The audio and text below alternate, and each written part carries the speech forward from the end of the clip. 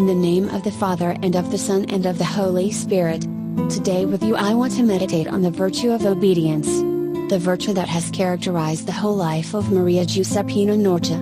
And that has characterized the 5th of July, 2008. The Feast of Living Obedience, when she, in obedience to the Father, renewed her yes for the last time, fulfilling to the end the Lord's will. Obedience is a great virtue, and every son of God must know how to embody and make his own. True obedience is accomplished in freedom and love, as Jesus did to his Father. The Father never forced Jesus to obey him, he invited him to do so, he invited him to carry out his will. And Jesus, in freedom and for love, he gave himself totally to the Holy Father. So did the Maiden of God, who always remained faithful to Jesus, by obeying well and promptly his every request, loving and desiring to fulfill her Lord's will with all her heart.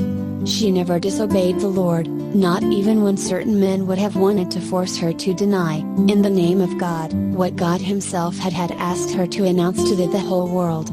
The Maiden of God has been strong, remaining faithful and obedient to God, even at the cost of being despised by men, by those men. But who has known her, from that moment has appreciated her even more. He who does everything for the love of God, he who lives to remain faithful to God. He who wishes to obey his will, fears neither judgment, nor human contempt, who gives himself to God for love and in freedom does not retract the gift given by God, but thanks God every day for the call received. Desiring to remain faithful to him, to fulfill his will every day at whatever cost. We are all called to account to God, as did the apostles Peter and John, who remained faithful to God. And in front of the accusations of the priests of that time, have manifested the truth, proclaiming to want to obey first to God and then to men. The virtue of obedience is closely correlated to two other virtues, that of purity and that of humility. One cannot in fact be obedient if one is not pure. And humility is the central phase of the other two virtues. Who therefore wishes to be pure must primarily learn to be obedient. One must train the spirit every day, practicing the virtue of obedience, starting from the little things of everyday life and then live the purity in totality.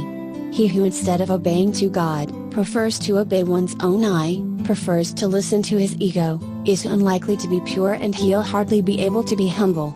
But who would love and in freedom, will know how to practice with docility the virtue of obedience, will experience joy and the candor of life in the holy purity that frees the heart from all greed, from all malice and from all human lust.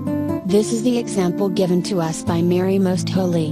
And this is the example that has been given to us, and still gives us the Maiden of God, who has always obeyed in freedom and with love to Jesus. Remaining pure in totality. Jesus teaches us that living in obedience and seeing in the responsible his authority, which is mainly to help grow. Jesus wants to help his children, now as then. The Maiden of God may obtain for us today the grace to be obedient to Jesus in perfection, so as she has done throughout her life. And in so doing, practicing the virtue of obedience, consequently wishing to be pure in heart and wanting to remain profoundly humble, everything can be done for the love of the Lord, for the love of the Lord and for love of the neighbor. As the Maiden of God has taught us throughout her life.